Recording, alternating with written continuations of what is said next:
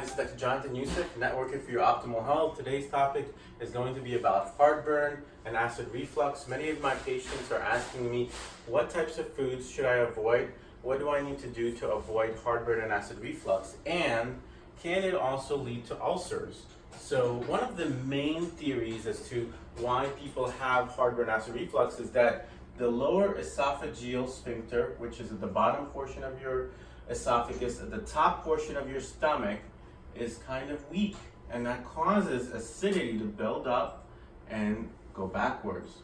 So what kind of symptoms do you usually get when this happens? Well, you might get some stomach pain, specifically in your upper stomach region, a burning sensation either in the stomach or up the esophagus. You might have a sensation that you're full, or that that you're easily full when you haven't eaten that much. Typically, the more you eat, the more that you feel bloated, and then you feel a little bit of acid reflux. Sometimes those symptoms are worse at night because you're laying down and the acid reflux is coming up. So the main theories on why this happens is because of the lower esophageal sphincter weakness, but there are a lot of foods and a lot of things that you can do to help avoid these symptoms and to improve your quality of life. Number one, let's go ahead and stop spicy, hot foods. Number two, acidic foods such as lemons, tomatoes, orange juice, those heavy juices that you eat or you drink in the morning. Peppermints. Peppermint can also give you, especially if you eat a lot of peppermint in gum or peppermint mints, those tend to be very bad for you.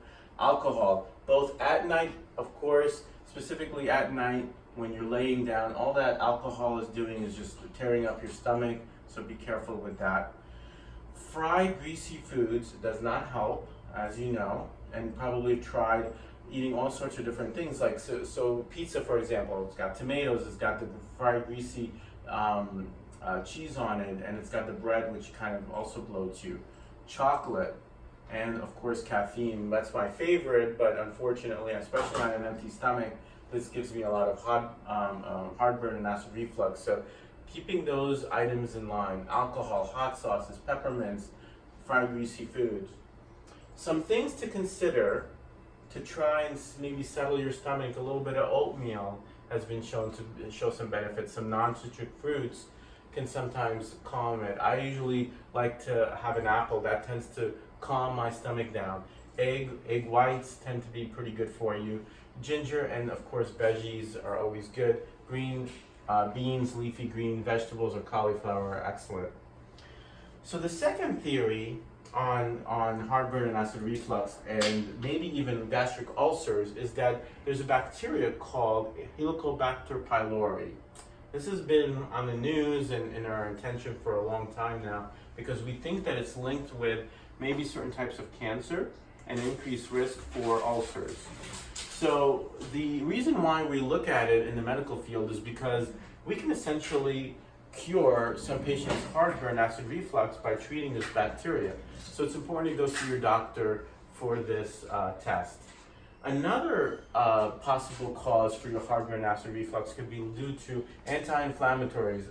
Advil, Aleve, ibuprofen are very common, including aspirin as well. Steroids are prescription medication that can be prescribed, so if you're taking steroids on a long-term basis, that can cause it. Stress, of course, a condition called Zollinger-Ellison syndrome, and gastrinomas, which are really rare, but you can talk to your doctor about those conditions as well. So what are we doing to treat heartburn and acid reflux? Well, now that you've done all of the natural things, you're eating better, you're losing weight, perhaps you're not lying down all the way flat at night using a 45-degree angle to help you. You're doing all of these things, and now you're asking, doctor, what can I get? What can I do to help? Well, number one, you can start taking a quick antacid. You can use Tums. But unfortunately, I found that if you start using this very often, you're going to have a rebound increase in your acidity. So that was why I use or recommend H2 blocker like Zantac or Pepcid. Now, there's over-the-counter proton pump inhibitors. These are the more advanced heartburn acid reflux treatments.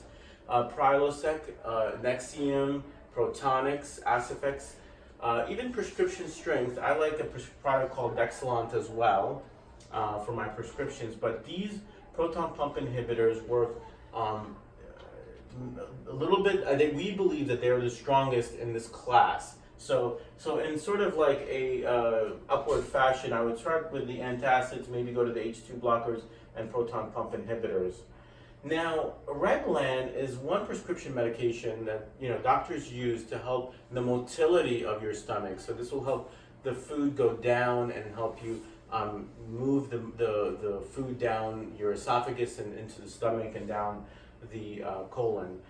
So remember, there's a lot of options for you. You want to get some testing done.